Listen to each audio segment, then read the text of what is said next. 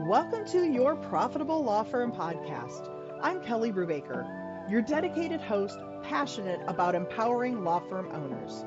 Let's dive into the hidden strategies that lead to overflowing profits, scaled growth, and thriving lives. This is where overwhelm transforms into confidence, enabling you to create and enjoy your dream firm and your dream life. As a reminder, I'm a guest speaker for a webinar series hosted by MyCase and AffiniPay. We're covering several topics that center around financial wellness for law firms. You're not going to want to miss this. So it's a 4-part series, and the first 2 have already happened, but the 3rd and 4th are still coming up. If you can't make it live, the recording will be sent out to everyone who registers. I'll leave the registration link in the show notes below. I emphasize the word profit a lot, and that's not an accident. I really don't care what your top line gross revenue size is. If you're not making an adequate profit, your firm's not going to survive in the long term. What is the secret to achieving a decent profit? What is it that makes a law firm profitable? Profitability comes when a law firm works like a well-oiled machine, when it has clear systems in place. But I know it's hard to do this in a law firm because clients come in with all sorts of different legal problems. And when you have a growing team of staff doing all the work, they're going to do things in their own ways. Without clear instruction, each person will find their own way to complete each task, which ultimately is inefficient. Now, let me be clear. Efficiency is the foundation of a profitable firm. Standard processes create efficiency because staff don't need to waste time researching on how to do something. And also, steps are not forgotten. If you have a staff person out of the office for vacation or medical leave, whether planned or unplanned, if you have a process in place, any other person in your office, including a temp, will be able to hit the ground running to perform the tasks. So we need to create systems and a standard way of doing things. But how do we do that? What does a good system look like? How do we make sure your firm is creating and keeping up with these systems? That's what we're going to talk about today. Let's start with 5 tips on how to build good standard operating procedures, or SOPs for short. Tip number 1. It's time to get rid of those old notepads and sticky notes with reminders on how to do certain things. We have much better tools now to make SOPs. These tools make the process of getting your SOPs documented really easy. If you wanted to make a video guide, Loom is probably the best tool because it records your screen and allows you to talk through what you're doing and why you're doing it. Loom will show a little bubble with your face talking. It's super easy to record what you're doing on the screen and then share a link to the video. But that's for video guides. Now, Loom will generate a transcript, but it's word for word as you spoke on your video, which may not be the best for a written SOP. So for written guides, there's a lot of good tools too. My favorite right now is called Scribe. When you use Scribe, just hit the record button and it captures all of your mouse clicks and then everything you type.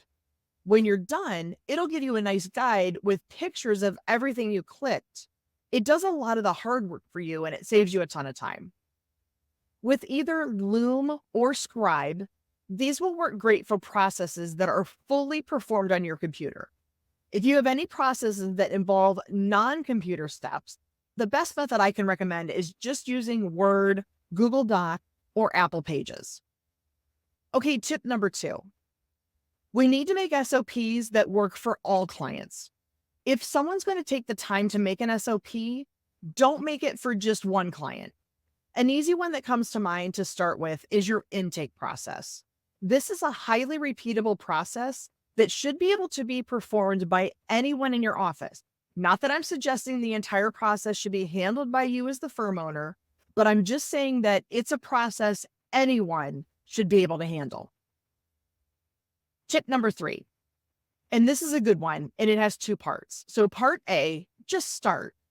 Stop making excuses. Just make more SOPs. The more you make, the better you're going to get at making them. You can't just sit and plan forever and then expect your first SOP to be perfect.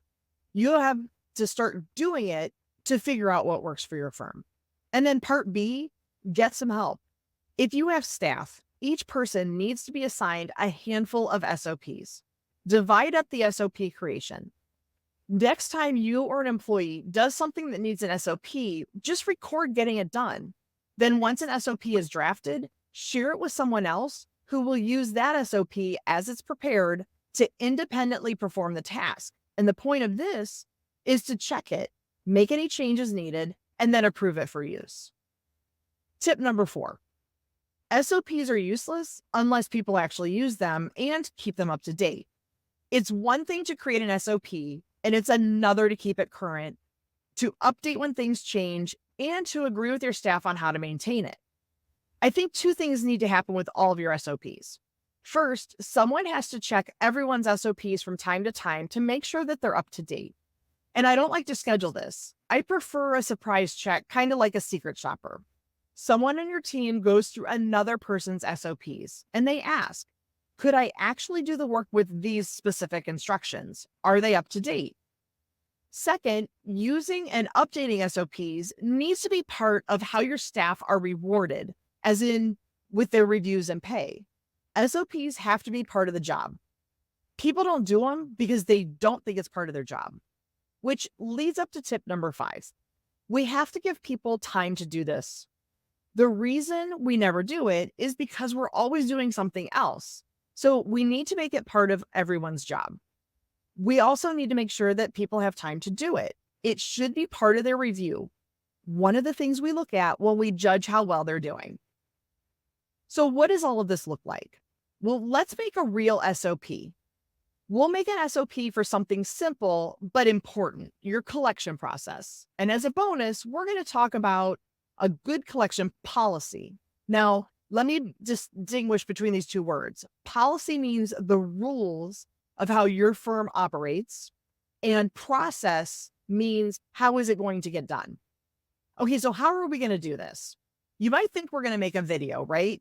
Record a loom. Wrong. Here's why I prefer written guides over videos. If I make a video of this process, it's really helpful the first time someone watches it, but every time after that, I personally find it to be annoying.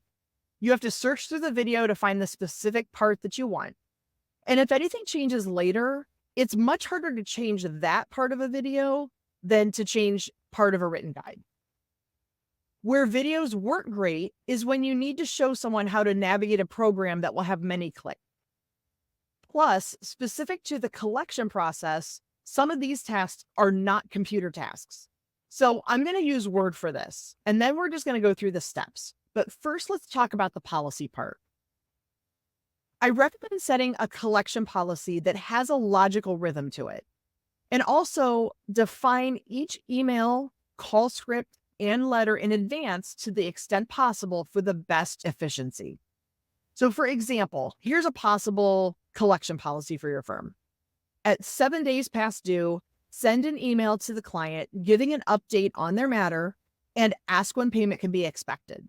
Now, my only caveat to this one is if your billing system can send automated follow-up emails on unpaid bills, consider having this step being done automatically by your billing system without the client update part. At 14 days past due, a call should be placed to the client asking for an update on the payment. If you have the ability to accept payments over the phone, be sure to offer to process the payment during that call. At 21 days past due, send an email to the client. Include a link for them to pay online. At 28 days past due, send a formal letter offering to discuss what is causing the delay and possibly offering a payment plan. After 28 days, stop working on the client's matter if possible. Okay, so now we have our policy, the rules that the firm has determined with how the firm will handle aging unpaid invoices. So let's dive into creating this SOP. Okay, so let's get this SOP documented. Now, I've already created a Word document. I have the title up here at the top, and then I want to start with a purpose. So anybody picking this up to read it will be able to understand why we're doing this SOP. So for this collections SOP, the purpose of the collections SOP is to provide clear and consistent guidelines for collecting payment from past due clients.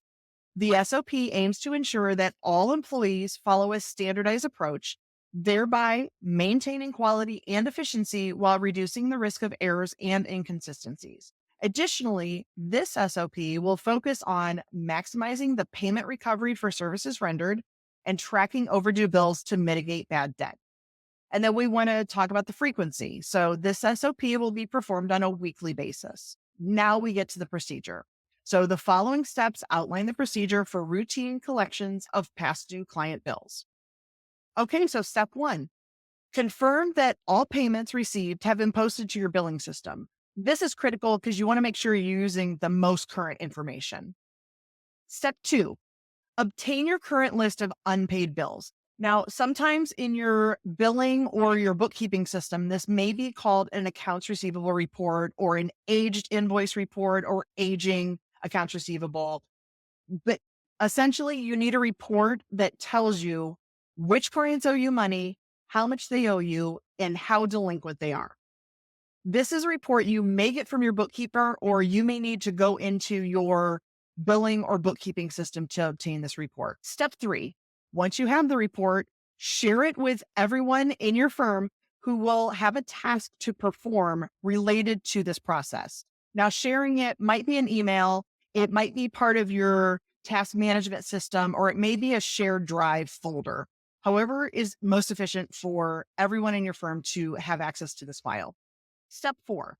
Now, remember in our policy, the first thing we talked about was at 7 days delinquent, there was going to be an email that got sent to the client. Now, remember in our policy, we talked about how we were going to handle clients who were 7 days past due. And it's going to be an email. This next step for step four, I'm assuming that your billing system does not send out an automated follow-up email for unpaid bills.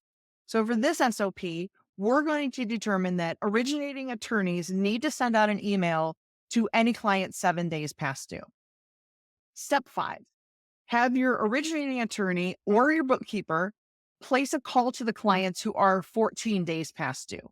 Now, I would suggest putting together a call script, and it doesn't have to be word for word, but maybe a better description is a list of talking points for this conversation. That way you don't have to think about making this call. You can just pick up the phone and you already know what you're going to talk about. And if you have the ability to process credit card payments over the phone, be sure to include an offer that you can take their payment information and just place the payment over the phone while you're on the call. Step six, have your bookkeeper or possibly the firm owner send an email to any clients who are 21 days past due. Step seven, for any clients who are now 28 days past due, draft a formal letter for the managing partner or law firm owner to sign and mail. Now, just like we've already had a template for emails that have gone out and our call script or our talking points, have this letter predetermined. So whoever drafts it just needs to insert the current client information. And finally, step eight, if it's possible, consider stopping all work on clients who are unpaid for 28 days or more. Now that we've gotten our steps down, here's a couple of tips on additional information to include in your SOP. Consider putting in FAQs. So for this collection SOP, a good FAQ would be, what should I do if a client indicates they will not be paying their bill? And then lay out your bullet points of what should happen. Another thing to include in your SOP document is links. And I'm talking related links either to items that were referenced within the steps. For example, in this collection SOP, we talked about an email that goes out to 7 days past due, your talking points for the call at 14 days, the second email that goes out at 21 days, and our collection letter at 21 days past due. They're predetermined. So go ahead and draft those somewhere. They don't need to be included in this SOP, but make sure you include links. And ideally, it would hyperlink and you person reading this could click and go right to that specific item so they can copy and paste whatever they need to. And for this, you potentially might need to know your billing SOP or your payment processing SOP. And then lastly, include a section about review and revision. So when was the SOP created? Who created it? Who last reviewed it? And when was it last reviewed?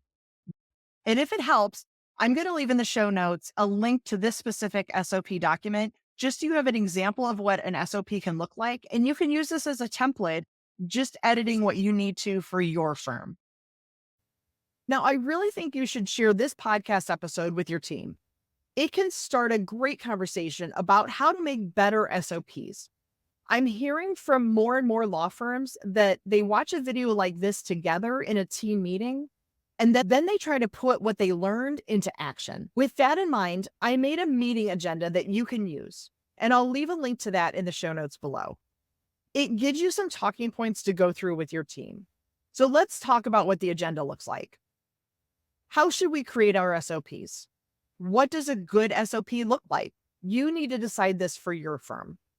What tools should we use for our SOPs? And how do we make video guides and written guides? So I'll include links to Loom and Scribe in the show notes, and they're not affiliate links, but just to help you get to some good tools. So with your team, decide what kinds of SOPs are most important to make. You have to start somewhere. What are the most urgent ones? Who's in charge of each type of SOP in the firm? Be sure that there are types for services and not for specific clients. How do we keep our SOPs up to date? When should we review SOPs? How will we make sure everyone is doing their part? And who's going to check the SOPs? How do we choose which SOPs to review? These are all great things to talk about with your team. If you think your firm does this well, please share your knowledge in the comments. It would be great to hear from you. I think most of us are pretty bad at doing this, but we know we need to get better. Now, go make a great SOP. You can do it. Remember, the best law firms run smoothly because they have clear systems in place. I have a question for you. Are you a law firm owner looking to boost your profits? I mean, you started your firm with the goal of making money, right? Well, let's make sure you're on the right track. Whether you're just starting out or you've been in the game for years, there's always room for improvement. Today, I'm introducing the Your Profitable Law Firm community. This community is designed to help you run your law firm more profitably. Now, we're not reinventing the wheel here. These strategies have been tried and tested by thousands of law firms over decades. But what sets us apart? We break down these proven ideas into practical and actionable steps that you can implement right away. So here's how it works. Each month, we focus on one specific strategy. Think of it as a bite-sized approach to optimizing your business. These are the same types of strategies that those high-priced management consultants would recommend, but without the hefty invoice. Plus, we'll help you maximize revenue from each current client and also uncover the not-so-secret key to greater efficiency. Imagine your law firm where profits flow effortlessly, where you're getting the most out of your staff and technology. Whether you want a boutique lifestyle business or have dreams of scaling up, this choice is yours. So why wait? Let's turn your law firm into a profit powerhouse. Join me in the Your Profitable Law Firm community now. I'll leave the link in the show notes below. If you have any questions about today's episode, please let me know by commenting below. If you know someone who might need to hear this information, please share this episode with them. Be sure to follow and subscribe to get notifications for future episodes. Did you enjoy this episode? Please consider leaving a review. And before I go, remember, profit is something you intentionally plan for in the beginning. It's not a potential bonus at the end of the year. Thanks and have a great day.